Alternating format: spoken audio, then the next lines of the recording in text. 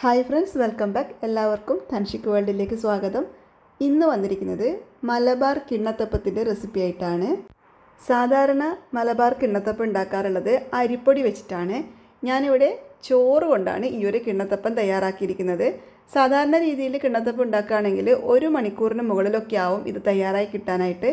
എന്നാൽ നമ്മുടെ ചോറ് വെച്ചിട്ട് തയ്യാറാക്കുന്നത് കൊണ്ട് ഇത് വെറും 15 മിനിറ്റ് കൊണ്ട് തന്നെ തയ്യാറായി കിട്ടുന്നതായിരിക്കും. ഈ ഒരു കിണ്ണത്തപ്പം കഴിക്കുന്ന സമയത്ത് ഇത് ചോറ് കൊണ്ട് ഉണ്ടാക്കിയതാണെന്നൊന്നും മനസ്സിലാവുകയില്ല. അത്രക്കും ടേസ്റ്റാണ് കഴിക്കാനായിട്ട്. നല്ല സോഫ്റ്റാണ്, വായിലിട്ടാൽ അങ്ങനെ അലിഞ്ഞു പോകും, അത്രക്കും ടേസ്റ്റാണിത്. അപ്പോൾ നമുക്ക് എങ്ങനെയാണ് സോഫ്റ്റ് ആയിട്ടുള്ള ടേസ്റ്റി ആയിട്ടുള്ള ഈ ഒരു മലബാർ കിണ്ണത്തപ്പം തയ്യാറാക്കിയിരിക്കുന്നതെന്ന് കണ്ടു നോക്കാം. വീഡിയോ കണ്ട് ഇഷ്ടപ്പെട്ടാൽ ലൈക്ക് ചെയ്യാനും ഷെയർ ചെയ്യാനും സബ്സ്ക്രൈബ് ചെയ്യാനും ആരും മറക്കില്ലല്ലോ. നമുക്ക് വീഡിയോയിലോട്ട് പോകാം. ഇതിനായിട്ട് ഞാനിവിടെ 2 കപ്പ് ചോറ് എടുത്തിട്ടുണ്ട്. പൊന്നി അരിയുടെ ചോറാണ് ഞാനിവിടെ എടുത്തിട്ടുള്ളത്. അങ്ങനെയാകുമ്പോൾ നമ്മുടെ ഈ ഒരു കിണ്ണത്തപ്പം നല്ല തൂവള നിറത്തിൽ തന്നെ കിട്ടുന്നതായിരിക്കും. ഇനി ഇതിലേക്ക് 4 ഏലക്കായ ഇട്ട് കൊടുക്കാം. അതോടൊപ്പം തന്നെ 2 കപ്പ് തേങ്ങാപ്പാൽ കൂടി ചേർത്ത് കൊടുക്കുന്നുണ്ട്. നല്ല കട്ടിയുള്ള തേങ്ങാപ്പാൽ വേണം എടുക്കാനായിട്ട്. ഞാനിവിടെ ഇൻസ്റ്റൻറ്റ് കോക്കനട്ട് മിൽക്ക് പൗഡറാണ് എടുത്തിട്ടുള്ളത്. നിങ്ങൾക്ക് വേണമെങ്കിൽ ഫ്രഷ് ആയിട്ടുള്ള തേങ്ങാപ്പാൽ എടുക്കാവുന്നതാണ്. നല്ല കട്ടിയുള്ള തേങ്ങാപ്പാലായിരിക്കണം. ഇനി ഇതിലേക്ക് ചേർക്കുന്നത് പഞ്ചസാരയാണ്. ഞാനിവിടെ 1.5 കപ്പ് പഞ്ചസാര എടുത്തിട്ടുണ്ട്. പക്ഷേ ഞാൻ 1 കപ്പ് മാത്രമേ ചേർത്ത് കൊടുക്കുന്നുള്ളൂ. നിങ്ങൾക്ക് നല്ല മധുരം വേണമെന്നുണ്ടെങ്കിൽ 1.5 കപ്പ് പഞ്ചസാര ചേർക്കാവുന്നതാണ്. നമ്മൾ ചോറ് അളന്നെടുത്തിട്ടുള്ള അതേ കപ്പിൽ തന്നെ വേണം ബാക്കിയുള്ള എല്ലാ ചേരുവകളും അളന്നെടുക്കാനായിട്ട്. ഇനി ഈ മധുരം ഒന്ന് ബാലൻസ് ചെയ്യാനായിട്ട് ഇതിലേക്ക് ഒരു നുള്ളു ഉപ്പ് കൂടി ചേർത്ത് കൊടുക്കുന്നുണ്ട്. ഇനി ഇതെല്ലാം കൂടി നല്ലതുപോലെ ഒന്ന് അരച്ചെടുക്കാം. അങ്ങനെ ഇതിപ്പോൾ ഇവിടെ നല്ലതുപോലെ തന്നെ അരച്ചെടുത്തിട്ടുണ്ട്. ഇതിപ്പോൾ നല്ല ലൂസായിട്ടാണ് ഇരിക്കുന്നത്. ഇനി ഇതിലേക്ക് കുറച്ച് അരിപ്പൊടി ചേർത്ത് കൊടുക്കാം. ഞാനിവിടെ 4 ടേബിൾ സ്പൂൺ അരിപ്പൊടിയാണ് ചേർത്ത് കൊടുക്കുന്നത്. വറുത്തതോ വറുക്കാത്തതോ ആയിട്ടുള്ള അരിപ്പൊടി നമുക്ക് എടുക്കാവുന്നതാണ്. ഞാനിവിടെ എടുത്തിരിക്കുന്നത് ഇടിയപ്പത്തിനും പത്തിരിക്കൊക്കെ എടുക്കുന്ന വറുത്ത അരിപ്പൊടിയാണ്. അത് 4 ടേബിൾ സ്പൂൺ ചേർത്ത് കൊടുത്തിട്ടുണ്ട്. എന്നിട്ട് നല്ലതുപോലെ ഒന്ന് മിക്സ് ചെയ്ത് കൊടുക്കാം. ഇതിലേക്ക് അരിപ്പൊടി ചേർത്ത് കൊടുക്കുന്നത് ഇതിനൊരു ബൈൻഡിങ് കിട്ടാൻ വേണ്ടിയിട്ടാണ്. ചോറ് മാത്രമാകുമ്പോൾ വല്ലാതെ അങ്ങ് സോഫ്റ്റായി പോകും, നമുക്ക് കട്ട് ചെയ്തെടുക്കാനൊന്നും പറ്റില്ല. അതുകൊണ്ടാണ് കുറച്ച് അരിപ്പൊടി ചേർത്തിട്ടുള്ളത്. അതുകൂടി ചേർത്തിട്ട് ഒന്നുകൂടി നല്ലതുപോലെ അരച്ചെടുത്തിട്ടുണ്ട്. അപ്പോൾ ഇത് കണ്ടല്ലോ, ഈ ഒരു കൺസിസ്റ്റൻസിയിലാണ് നമുക്ക് വേണ്ടത്.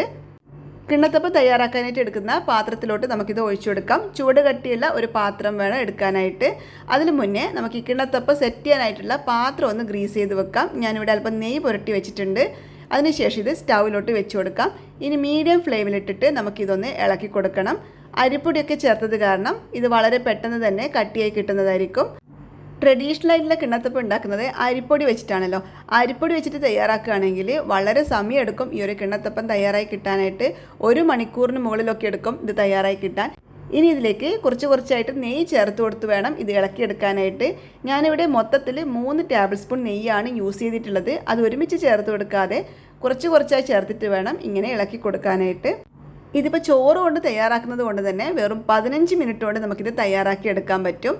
ഒരുപാട് സമയം എടുക്കും എന്നുള്ളത് കൊണ്ട് തന്നെ ഇത് വീട്ടിലുണ്ടാക്കാൻ അധികം ആരും താല്പര്യപ്പെടാറില്ല. എന്നാൽ ഇതുപോലെ ചോറ് കൊണ്ടൊന്ന് ഉണ്ടാക്കി നോക്കൂ. വളരെ പെട്ടെന്ന് തന്നെ നമുക്ക് ടേസ്റ്റി ആയിട്ടുള്ള കിണ്ണത്തപ്പം വീട്ടിലുണ്ടാക്കിയെടുക്കാം. ഞാനിതിൽ മുന്നേ ശർക്കര യൂസ് ചെയ്തിട്ട് കിണ്ണത്തപ്പം തയ്യാറാക്കിയിട്ടുണ്ടായിരുന്നു, മലബാർ കിണ്ണത്തപ്പം. അത് ഇതുപോലെ ചോറ് വെച്ചിട്ട് തന്നെയാണ് തയ്യാറാക്കിയിട്ടുള്ളത്. ഒരുപാട് ഫീഡ്ബാക്ക് കിട്ടിയിട്ടുള്ള നല്ല അടിപൊളി റെസിപ്പി ആയിരുന്നു അത്.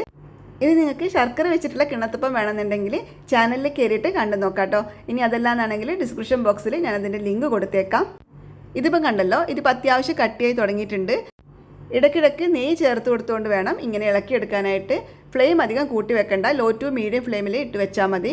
എന്നിട്ട് നല്ലതുപോലെ ഒന്ന് ഇളക്കിയെടുക്കാം. അപ്പോൾ ഇത് കണ്ടല്ലോ, സൈഡിലൊന്നും അങ്ങനെ ഒട്ടിപ്പിടിക്കൊന്നുമില്ല. നല്ലതുപോലെ തന്നെ നമുക്കിതിങ്ങനെ ഇളക്കിയെടുക്കാൻ പറ്റുന്നുണ്ട്. ഇതിപ്പോൾ അധികം മധുരമൊന്നുമില്ല കേട്ടോ, പാകത്തിന് മധുരമേ ഉണ്ടാവുള്ളൂ. നല്ല മധുരം വേണമെന്നുണ്ടെങ്കിൽ 1.5 കപ്പ് പഞ്ചസാര തന്നെ എടുക്കണം. ഇനി ഇതിലേക്ക് ചേർത്ത് കൊടുക്കുന്നതാണ് ഈ ഒരു കിണ്ണത്തപ്പത്തിൻ്റെ ഹൈലൈറ്റ് എന്ന് പറയുന്നത്. അതായത് കടലപ്പരിപ്പാണ്. കടലപ്പരിപ്പ് ഒരു 80% വേവിച്ച കടലപ്പരിപ്പാണ് ഞാനിവിടെ ചേർത്ത് കൊടുക്കുന്നത്. ഒത്തിരി വെന്ത കടലപ്പരിപ്പ് ചേർത്ത് കൊടുക്കരുത്. അങ്ങനെയാകുമ്പോൾ നമ്മളിങ്ങനെ ഇളക്കിയെടുക്കുന്ന സമയത്ത് അത് പൊടിഞ്ഞു പോകും. കിണ്ണത്തപ്പം കഴിക്കുന്ന സമയത്ത് ഇതുപോലെ കടലപ്പരിപ്പ് കടിക്കാൻ കിട്ടണം. അതാണ് ഇതിൻ്റെ രുചി എന്ന് പറയുന്നത്. ഇനിയിപ്പോൾ നിങ്ങളുടെ കയ്യിൽ കടലപ്പരിപ്പ് ഇല്ലയെന്നാണെങ്കിൽ കുഴപ്പമൊന്നുമില്ല. എന്തെങ്കിലും നട്ട്സ് ഉണ്ടെങ്കിൽ അത് ചേർത്ത് കൊടുത്താൽ മതി. ഇനി ഒന്നും ചേർത്ത് കൊടുത്തിട്ടില്ലെങ്കിലും സാരമില്ല, നല്ല രുചി ഉണ്ടാവും അല്ലാതെ തന്നെ. എന്നാലും മലബാർ കിണ്ണത്തപ്പത്തിൻ്റെ യഥാർത്ഥ രുചി വേണമെന്നുണ്ടെങ്കിൽ കടലപ്പരിപ്പ് തീർച്ചയായിട്ടും ചേർത്ത് കൊടുക്കണം.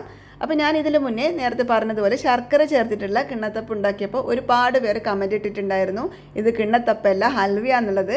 നമ്മുടെ മലബാർ കിണ്ണത്തപ്പം ഇങ്ങനെയാണ് കേട്ടോ. ഹൽവ ഞങ്ങൾ ഉണ്ടാക്കാറുള്ളത് മൈദ യൂസ് ചെയ്തിട്ടാണ്. അതുപോലെ മലബാർ കിണ്ണത്തപ്പം ആവിയിലല്ല വേവിച്ചെടുക്കാറ്, ഇതുപോലെ ഇളക്കിയെടുത്തിട്ടാണ് തയ്യാറാക്കിയെടുക്കുന്നത്. അപ്പോൾ ഇത് കണ്ടല്ലോ, ഇതാണ് ഇതിൻ്റെ കറക്റ്റ് പാകം എന്ന് പറയുന്നത്. നമുക്കിതിങ്ങനെ സ്പൂണിൽ കിട്ടില്ല, അങ്ങനെ അങ്ങ് വീണു പോകും. കണ്ടില്ലേ, ഇതുപോലെ അങ്ങ് വീണു പോകും. ഇതാണ് ഇതിൻ്റെ കറക്റ്റ് പരുവെന്ന് പറയുന്നത്. ഈ ഒരു സമയമാകുമ്പോൾ നമുക്ക് സ്റ്റൗ ഓഫ് ചെയ്ത് കൊടുക്കാവുന്നതാണ്. നന്നായിട്ട് തന്നെ മൊരിച്ചെടുക്കണം, എങ്കിൽ മാത്രമേ നമുക്ക് ഇത് കട്ട് ചെയ്തെടുക്കാൻ പറ്റുള്ളൂ. അപ്പോൾ ഇത് കണ്ടല്ലോ, നല്ലതുപോലെ തന്നെ മൊരിഞ്ഞ് കിട്ടിയിട്ടുണ്ട്. ഇനി ഞാൻ സ്റ്റൗ ഓഫ് ചെയ്ത് കൊടുക്കുകയാണ്. എന്നിട്ട് ചൂടോടുകൂടി തന്നെ നമ്മൾ നേരത്തെ നെയ്യ് പുരട്ടി വെച്ചിരിക്കുന്ന പാത്രത്തിലോട്ട് ഇട്ട് കൊടുക്കാം. ചൂടോടുകൂടി തന്നെ ഇട്ടിട്ട് ഇതിങ്ങനെ ലെവൽ ചെയ്തെടുക്കണം, ഇല്ലെങ്കിൽ നമുക്ക് വിചാരിച്ച പോലെ ലെവൽ ചെയ്തെടുക്കാൻ പറ്റില്ല. അതുകൊണ്ട് നമ്മൾ കിണ്ണത്തപ്പം തയ്യാറാക്കുന്നതിന് മുന്നേ തന്നെ പാത്രം ഇതുപോലെ ഗ്രീസ് ചെയ്ത് വെച്ചേക്കണം. എന്നിട്ട് നല്ലതുപോലെ ഒന്ന് ലെവൽ ചെയ്ത് കൊടുക്കാം. ഈ സ്പൂണിൻ്റെ പുറകുവശത്ത് അല്പം നെയ്യ് പുരട്ടിയിട്ട് ഇങ്ങനെ ലെവൽ ചെയ്ത് കൊടുക്കുകയാണെങ്കിൽ നല്ല ഫൈനായിട്ട് തന്നെ നമുക്ക് ലെവൽ ചെയ്തെടുക്കാൻ പറ്റും. നല്ല ഈവണായിട്ട് തന്നെ ഒന്ന് ലെവൽ ചെയ്തെടുക്കണം. അങ്ങനെ ഇതിപ്പോൾ ഇവിടെ നല്ലതുപോലെ തന്നെ ലെവൽ ചെയ്തെടുത്തിട്ടുണ്ട്. ഇനി പാത്രത്തിൽ കുറച്ചുകൂടി ബാക്കി ഉണ്ടായിരുന്നത് ഞാൻ വേറൊരു പ്ലേറ്റിലിട്ടിട്ട് നല്ലതുപോലെ തന്നെ സെറ്റ് ചെയ്തെടുക്കുന്നുണ്ട്. അത് നന്നായിട്ട് തന്നെ സെറ്റ് ചെയ്തെടുത്തിട്ടുണ്ട്. ഇനി ഇത് നമുക്ക് ചൂട് പോകാനായിട്ടൊന്ന് മാറ്റി വെക്കണം. ഒത്തിരി സമയമൊന്നും വേണ്ട, വളരെ പെട്ടെന്ന് തന്നെ ഇതിൻ്റെ ചൂട് മാറി കിട്ടുന്നതായിരിക്കും. 1 മണിക്കൂർ നേരത്തേക്ക് ഫാനിൻ്റെ താഴെ വെക്കുകയാണെങ്കിൽ വളരെ പെട്ടെന്ന് തന്നെ ഇതിൻ്റെ ചൂട് പോയി കിട്ടുന്നതായിരിക്കും. അങ്ങനെ ഇത് കണ്ടല്ലോ, ഇതിപ്പോൾ ചൂടൊക്കെ നന്നായിട്ട് തന്നെ മാറി കിട്ടിയിട്ടുണ്ട്. 1 മണിക്കൂറായിട്ടുണ്ട്, നല്ലതുപോലെ തന്നെ ചൂട് മാറി കിട്ടിയിട്ടുണ്ട്. കണ്ടല്ലോ, വളരെ പെട്ടെന്ന് തന്നെ ഇത് പാത്രത്തിൽ നിന്നിങ്ങനെ വിട്ട് കിട്ടും.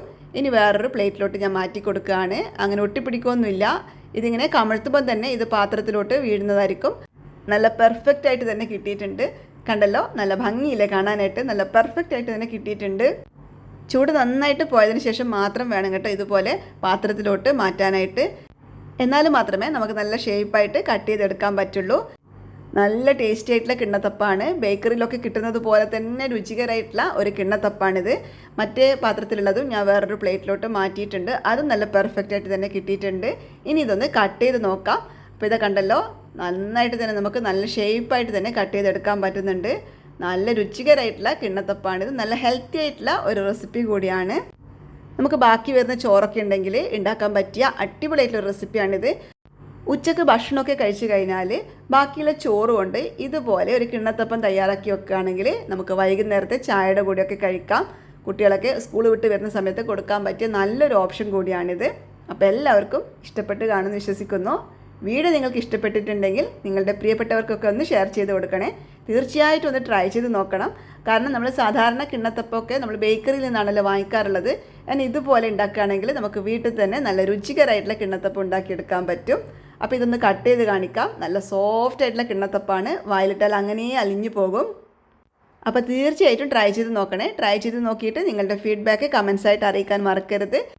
അതുപോലെ ഈ ഒരു ചാനൽ ആദ്യമായിട്ട് കാണുന്നതാണെങ്കിൽ ചാനൽ സബ്സ്ക്രൈബ് ചെയ്തിട്ട് കൂടെ കാണുന്ന ബെല്ലൈക്കണിൽ ഓൾ എന്ന ഓപ്ഷൻ കൂടി ഒന്ന് എനാബിൾ ചെയ്തിട്ടേക്കണേ. അങ്ങനെയാകുമ്പോൾ നമുക്ക് വീണ്ടും കണ്ടുമുട്ടാം. അപ്പോൾ വീണ്ടും പുതിയൊരു വീഡിയോ ആയിട്ട് കാണാം.